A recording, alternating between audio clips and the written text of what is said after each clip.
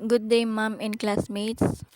This is the report of Group 9. Our topic is all about advanced energy technologies. What is advanced energy technologies? The term advanced energy technologies means an innovative technology that produces energy from solar, wind, geothermal, biomass, tidal wave, ocean, or other renewable energy resources that provides nuclear energy for carbon capture and sequestration that enables advanced vehicle components and related technologies that result in significant energy savings. The advanced energy technologies requires a development partnership among the elements of renewable energy, optimized energy efficiency in the smart grid. So this concept has also been used and applied to many different energy technologies. For energy policy decisions in the long-term energy system design or evaluation, it becomes strictly important to consider cost decline in performance improvement through technology progress. So the learning curve is one of the methods to quantify the technology development through the learning progress.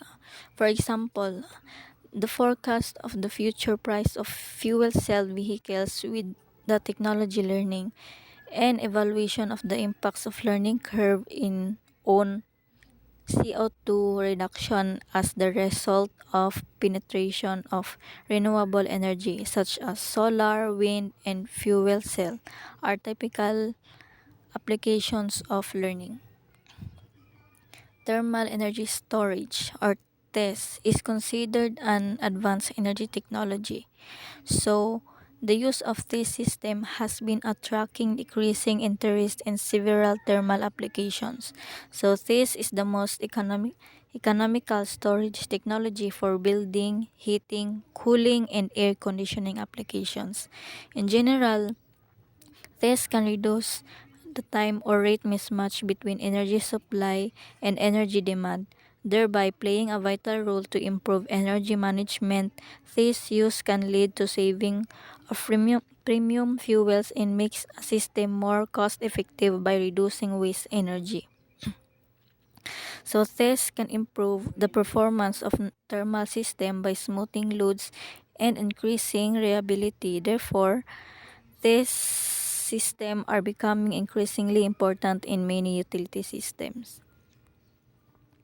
This can help correct the mismatch between supply and demand of energy and can contribute significantly to meeting society's needs for more efficient environmentally energy use. So the thermal energy storage plays as an important role in energy conservation and can yield savings of premium fuels. Fuels hydrogen production. One of the most promising methods for producing hydrogen for future use in advanced energy technologies such as fuel cells and hydrogen turbines in is through the gasification of fossil fuels, especially coal. So, the gasification process liberates hydrogen bound in coal and converts it to a gaseous from form so that it can be used by these advanced energy technologies. The hydrogen produced by gasification is contaminated with other gases and particulate matter, with the latter arising from the ash initially present in the coal. So, this also describes the use of barrier filters to remove particulate contamination from the gas stream as a first step in the process to provide hydrogen of sufficient purity for use in fuel cells and hydrogen turbines. So, chemical looping combustion or CLC. CLC has emerged as a new high efficiency in advanced energy technology that has the potential of outperforming conventional technologies for fossil fuel combustion with CO2 capture. And CLC Oxygen is transferred from air to fuel via oxidation reduction cycling of a solid oxygen carrier between two reactors in the reducer. The OC reacts with the fuel generate CO2 and water. So, those CLC provides a means for oxy-combustion without any expensive air separation unit. To date, many different fuels such as syngas, natural gas, biogas, coal, and biomass have been successfully combusted at small to intermediate scales using nickel, iron, copper, manganese, or calcium based on COCs in different types of gas solid. So, choosing the optimal combination of these factors for a specific process becomes very important for achieving a highly efficient and cost-effective process. So, energy materials.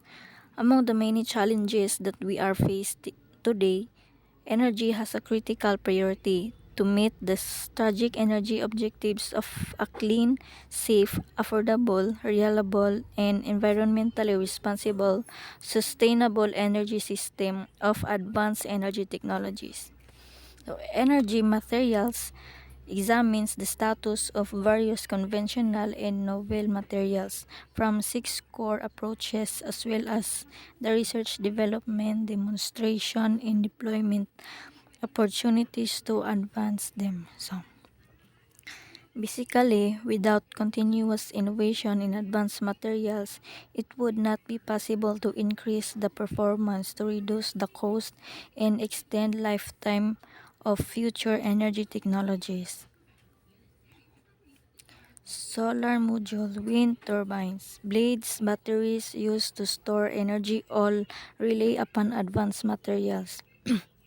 For instance, the efficiency of solar modules needs increase the weight of wind turbines. Components must be reduced. Corrosion resistance must be improved. Batteries needs to demonstrate longer life cycles and so on. Moreover, the sustainable energy technologies often used to critical metals whose potential scarcity must be addressed through advanced energy materials. So we have to keep this in mind that it's very important to understand which current and prospective opportunities could be supported in order to promote the long-term maturity of these and other emerging energy technologies. We have here the renewable energy. In urban energy transition, we have here the 6 actions around the following groups. We have number 1, reducing residential emissions. Introduced an energy efficiency scheme, more tenant energy efficiency information, develop a building's emission reduction strategy, energy efficiency advice provision, advanced energy technology system. 2. Reducing non-residential sector emissions. To develop business energy scheme, business energy efficiency advice provision for heating and cooling loads. Reducing transport emissions, develop a low emissions vehicle strategy. 4. Reducing waste sector emissions to achieve carbon neutral waste sector. 5. Transitioning to large-scale renewable energy to develop large-scale renewable electricity capacity and develop new renewable electricity target. Lastly is adapting to climate change. It is also to undertake climate change risk assessment, development of a climate change adaptation policy, and assess natural environment climate change impact. So, next, I will be going to discuss about renewable energy and the examples of this. Renewable energy, often referred to as clean energy, come from natural source or process that are constantly replenished on a human time scale such as sunlight, wind, rain, tides, waves, and geothermal heat. For example, the sunlight or wind keep shining and blowing, even if their availability depends on time and weather. So, nagadepende ra jud siya sa weather kung init ba, ulan or hangin. So, we are here. So, we are here the environmental conservation. Our demand for natural resources steadily rises every year until 1970s. Our consumption remained within the natural capacity of our ecosystem to replenish these resources. So, currently, we live as if we had 1.7 planet Earths available to sustain our needs. So, this means that we all are living with the growing ecological debt to our planet. So, what is the difference between renewable and non-renewable resources? Renewable resources are sources that are replenished naturally in the course of time. The use of these resources corresponds with the principle of sustainability because the rate at which we are consuming them does not affect their availability in the long term. In contrast, non-renewable resources are those that are available to us to limited quantities or those that are renewed so slowly that the rate of which they are consumed is too fast. So, let's have a look some examples of renewable and non-renewable resources to get a better understanding of this concept. So, mauni siyang examples sa renewable and non-renewable resources. So, sa renewable resources, we have solar, wind, geothermal, water, air, soil, cultivated plants, biomass, biofuels, animals. For non-renewable resources, coal, oil, peat, uranium, gold, aluminum, sand, iron, phosphate, rock, rare earth elements. Renewable resources. Solar energy is a perfect example of renewable resource. Our planet receives in a single hour the same amount of natural from the sun that the entire world's population uses in 1 year. If we captured and used all this energy at once, we would not depleted the solar power in any way.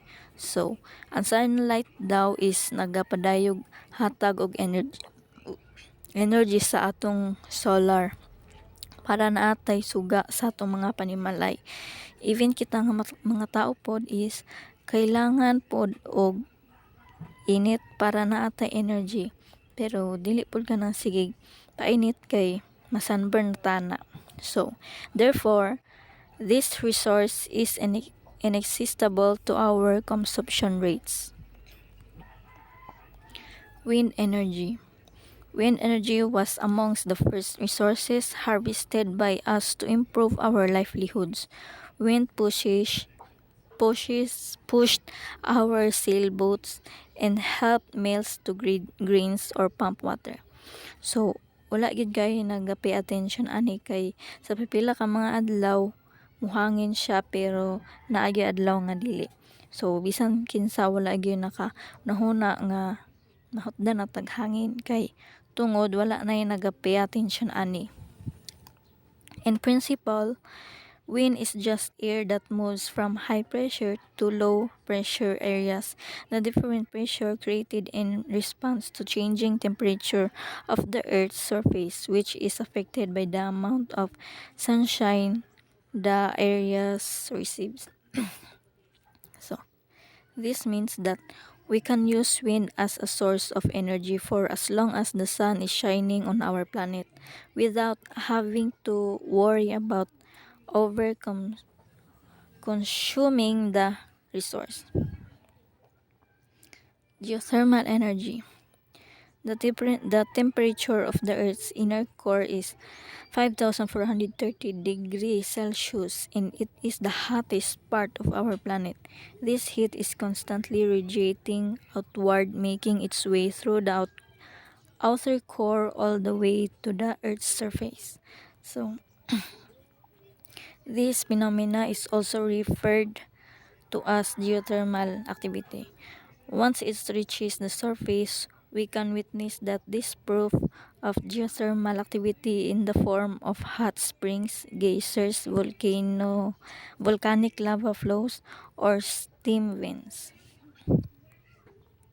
So the potential to harvest this naturally generated energy is large, especially in the areas where the heat can easily reach the surface, like at tectonic plate boundaries or where the Earth's crust is thinner. So, for example, the magma chamber of the volcano under the Yellowstone National Park released the same amount of heat into the atmosphere energy like six industrial power plants produce to generate electricity. So in the areas with geothermal potential, we can easily make use of this renewable source of energy for as long as the Earth's core stays hot. Water. Water is one of the most important resources on our planet. Life without it would not be possible at all. So throughout the Earth's history, we have always had the same amount of water. So, this means nga ang tubig na ginagamit nato kay ginaimnan po na siya og dinosaur. La. Pero kadturang 200 million years ago, wala na ni siya ron. So, water simply does not disappear, neither can be exhausted by us. It always completes a cycle to return in one form or other. So dili ta makabuhat og mas daghang tubig kay naa naman tay ato agod, and the amount that we have is very limited lang. So this means if water becomes contaminated with toxic chemicals, or if it was misused of excessive irrigation projects, we are shortening the amount available for us. So the fact that the water does not replenish in the same way as the other renewable resources do. Some scientists argue that whether it belongs into the category or not, perhaps it cannot be classified based on renewability at all, and should be stand on its own as a nice example of nature great complexity. Although one thing is sure, that the energy of moving water is a renewable source of energy for us. We have hydropower. It can be generated for as long as river water keeps flowing, and any water spent in the process is always recycled back to produce more electricity. B. Wave energy. Waves from when the wind blows over large surface of water. The amount of energy these waves carry is significant and can be harvested for as long as there is wind blowing. C. Tidal energy. Since water spreads over nearly 3/4 of our planet, it falls under the influence of gravitational forces between the Earth and the Moon. Simply said, that the gravity of the Moon always pulls the ocean water into a bulge on the side of the Earth that currently faces the Moon. So this is how tides happen. Since tides are directly created by the constant movement and natural constellation of our planet, and the Moon is the solar system, tidal power is one of the most consistent and predictable sources of renewable energy that available to us. 5. Air. The air we breathe is a carrier of compounds crucial for metabolism of all living organisms. So the combustion of fossil fuels to supply our energy would not be possible without the access of oxygen. Neither would be the ignition of the fire that enabled our ancestors to survive cold weather or the last ice age. This makes air one of the most important natural resources, which is to our advantage also considered a renewable resource. Even though modern anthropogenic activities pollute air at an unpredicted level, many vital natural processes such as photosynthesis are constantly replenishing clear air again. For example, one acre of forest absorbs 6 tons of carbon dioxide emitted from industrial activities and produces 4 tons of oxygen in exchange. Soil. Yes, even soil is a renewable resource. In healthy ecosystems, various natural processes like decomposition of nutrient recycling replenished our soils in sustainable ways. So the problem is that a sustainable cycle in nature lasts centuries and does not take into to account our excessive exploitation of this natural resource. In today's the large the rate of soil depletion across the globe is outstripping the rate of new soil formation. The same way we speed up soil degradation, we can apply techniques that make soils fertile again and accelerate their recovery rate. One such method is performed by biointensive farming or follow other principles of sustainable agriculture and land use. Cultivated plants. Trees, crops, fruits, vegetables and also be considered renewable resource. In fact, all the plants we cultivate for food, energy generation, or product manufacture represents for us renewable resource. We can look, for example, at trees. They can be planted, grown, trimmed, or even felled, and then more trees can be replanted in their place. So, trees provides one precious raw materials. About 40% of the timber in the world is needed in a paper production. The remaining 60% are used for one purposes such as building materials, furniture, or other everyday objects, from cooking utensils to decorative ornaments. The same is true about food crops such as wheat, corn, sunflower, and many other we plant to produce food for us or our livestock. From one from one field, we can easily harvest two or more different varieties of crops in 1 year. In 1 year. So, biomass energy.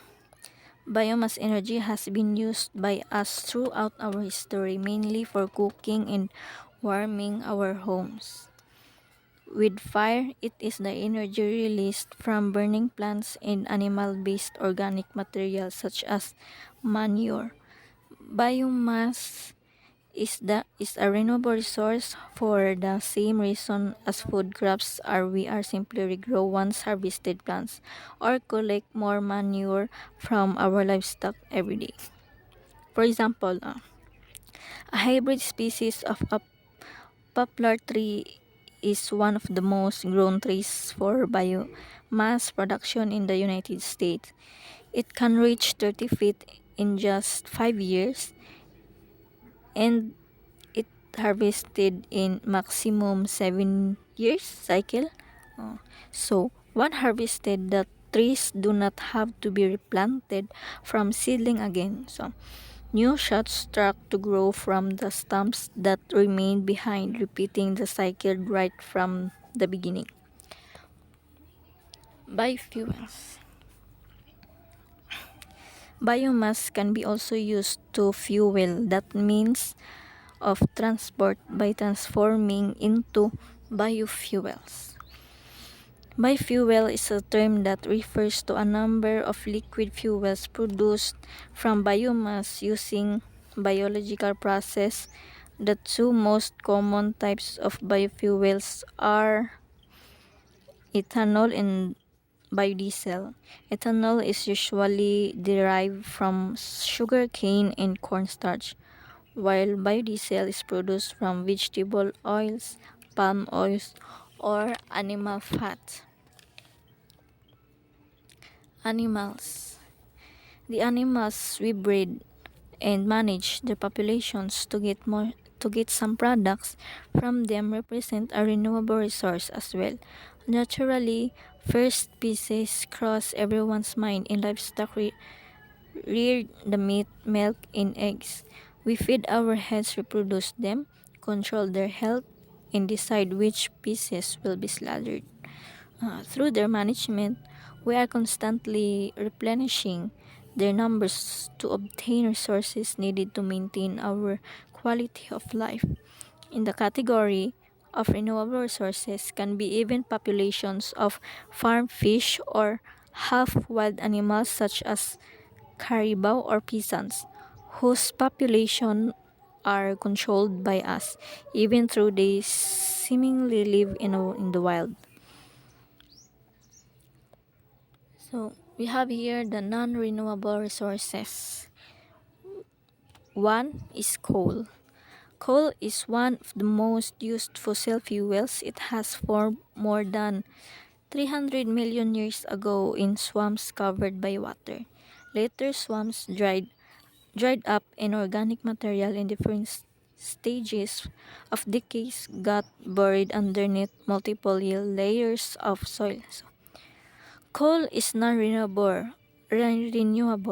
not only because the process of its creation took millions of years, but also because the climate on Earth was completely different at that time. So this means that we cannot replicate the same conditions to encourage creations of new coal reserves in the deposits we have been exploiting since the last century are quickly running out.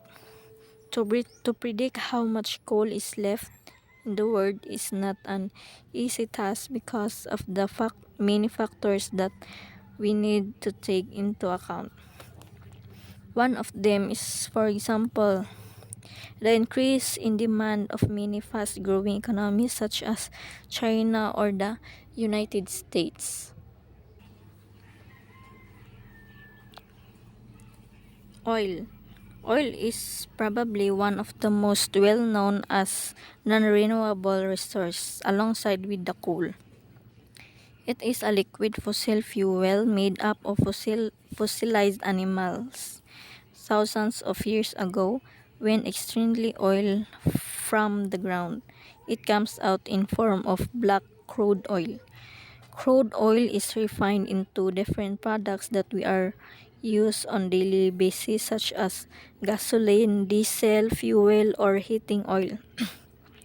The story of the oil's downfall is similar to coal. Given that only in the United States an average of about 19.4 million barrels of oil is consumed every day, it is clear that we are using our oil research much faster compared to how fast nature can replenish them. So, at this moment, many scientists estimate that oil is probably the least abundant fossil fuel which is likely to run out fairly soon. Peat. Peat is commonly found in the UK, Ireland, or Finland.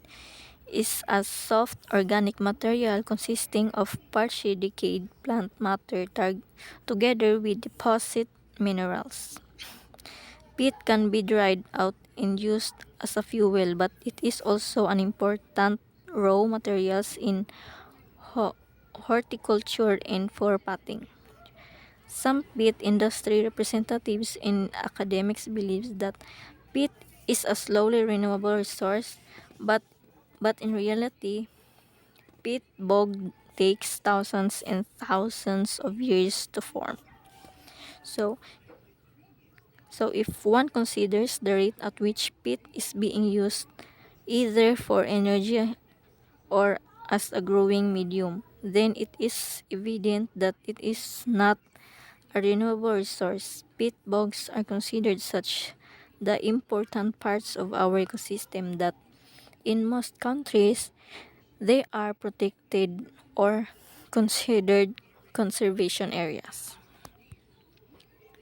Uranium. Uranium is a radioactive element found in low amounts within all rocks on Earth. It is a non-renewable resource because of its cosmic origin. The isotopes of uranium were formed 6.6 billion years ago in supernovas and do not naturally generate. In fact, the radioactive decay of the natural deposits of uranium is what keeps the Earth's core in a liquid form.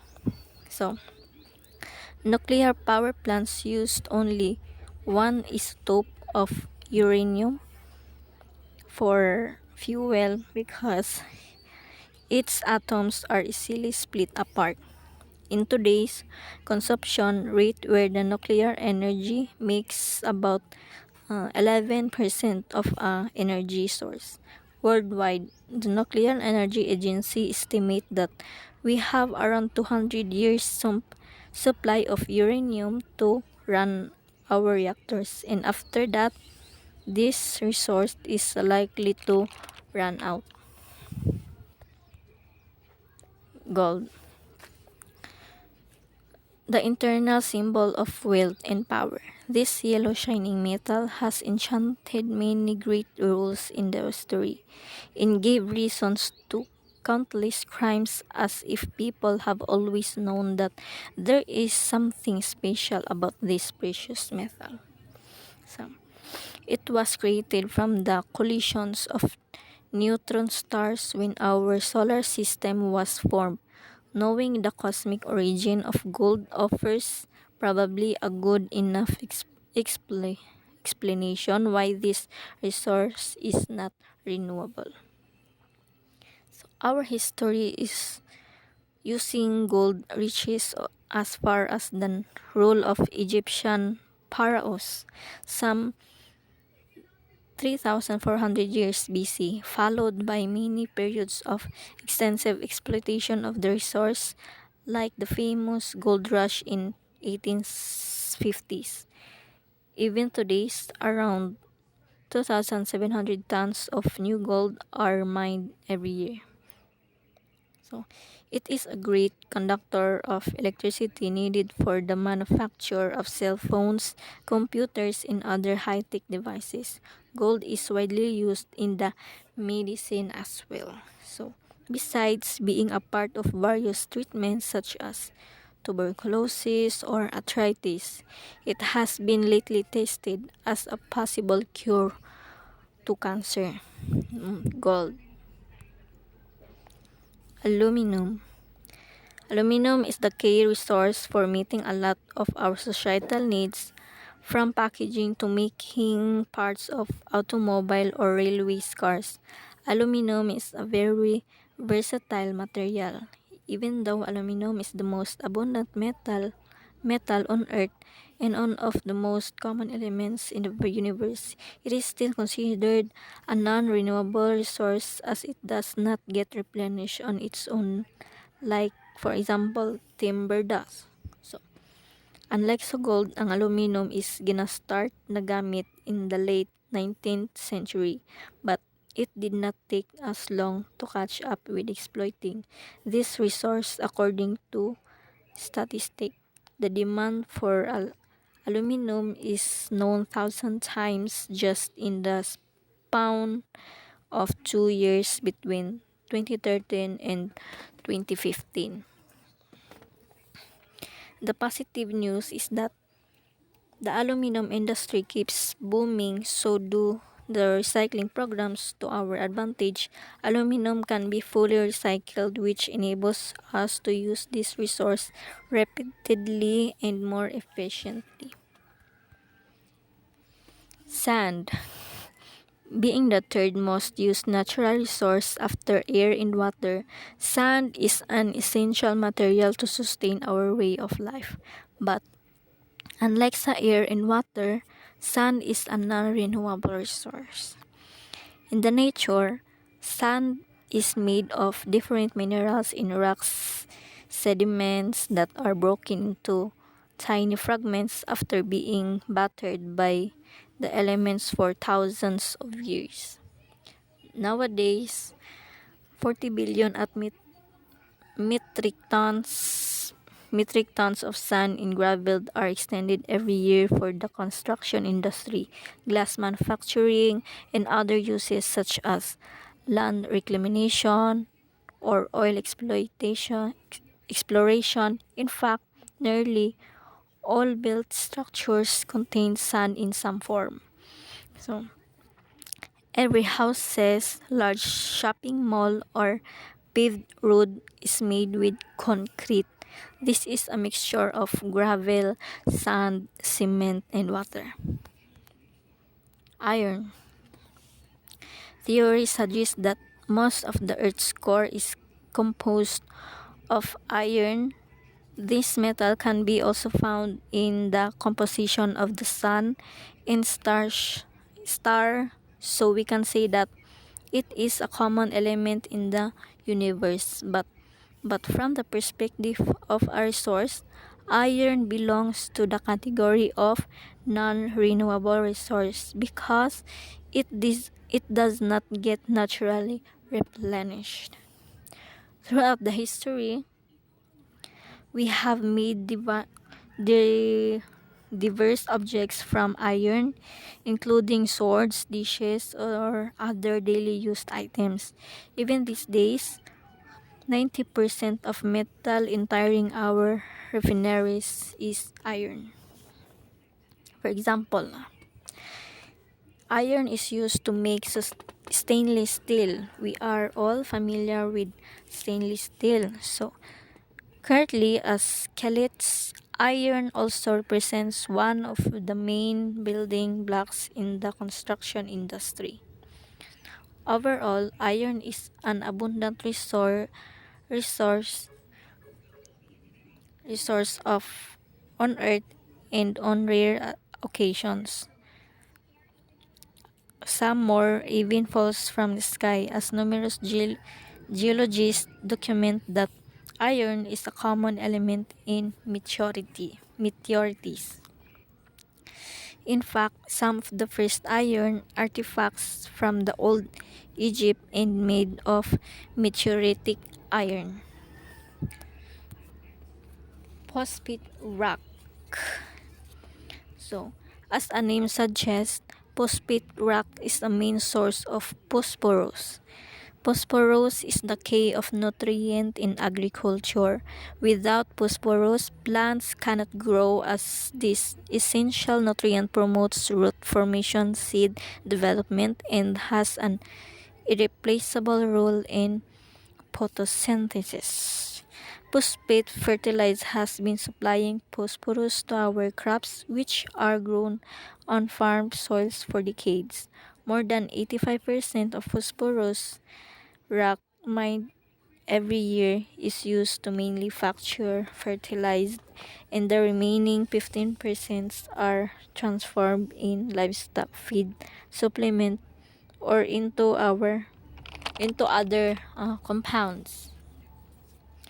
After all, even our energy metabolism and skeletal system requires this essential nutrient for the healthy development. The problem is that the deposit of phosphate rock do not get any bigger, while our demand for these non-renewable minerals skyrockets every year. So, if we do not learn to use this resource more efficiently without wasting or misusing is too much, our capacity to feed the growing population might be seriously undermined. 10. Rare earth elements. The seeds of technology. The science of the modern technology stands on the unique properties of rare earth elements. For magnetic, elec- electromag- electrochemical, and luminescent characteristics, these elements enables us to develop small and yet very powerful electronic device. They also give us ability to harvest every green energy, as the example of magnetic neodymium in wind turbines demonstrates. Rare earth minerals can be found can be rare earth animals can be found scattered in the earth's crust. They are not renewable because the story of their origin is the same as the one of uranium. They formed in supernovas billions of years ago. Even though we are not facing the storage of their supply at the same moment, their amount on Earth is finite. So we need to make sure to use them with care because they make a crucial part of our televisions, cell phones, laptops, electric vehicles, and other technology that we based on our society. The expansions of our technological possibilities is highly dependent on these finite elements. So that is why we have to think ahead about the recycling. If we do not want to run out of them, but at the some point in the future. So so so these are the examples of renewable and non-renewable resources. On what are the history of these examples and how do they improve our environment and economy. So and and we have here the main types of renewable energy. We have solar energy from the sun, geothermal energy from heat inside the earth, wind energy, biomass from plants, hydropower from flowing water. So there are many resources of renewable energy, but all of them except geothermal energy are more or less directly related to the sun, the main source of clean and sustainable energy for the earth. So, some aspect of renewable energy. It exists perpetually and in abundant in the environment, ready to be harvested, inexhaustible. It is a clean alternative to fossil fuels, energy that is derived from natural processes that are replenished constantly. So, need of energy conservation to reduce greenhouse gases population and global warming, to estimate future needs of energy, to meet international commitment to meet CO2 emission and global warming, to maintain better economic status in the nation. The importance. Energy technologies are the primary determinants of energy availability, fuel choice and use efficiency, and the degree and nature of byproduct emissions in energy research and development. R&D is the vehicle by which new technologies become available. Positive impact. Generating energy that produces no greenhouse gas emissions from fossil fuel and reduces some types of air pollution. Diversifying energy supply and reducing dependence on imported fuels, creating economic development and jobs in manufacturing, installation, and more. So, negative impact. All energy resources have some impact on our environment. Fossil fuels, coal, oil, and natural gas do substantially more harm than renewable energy resource. By most measures, including air and water pollution, damage to public health, wildlife, and habitat loss, water use, land use, and global warming emissions. So, the advantage of this is an applying advanced energy technologies can help reduce greenhouse gas emissions with higher conservation efficiencies and other benefits. So these technologies are the product of technological change to accumulate through the years. So that's for our report. Thank you for watching and listening. So I am the reporter of Group 9, Masamayor Regine Mae. Thank you.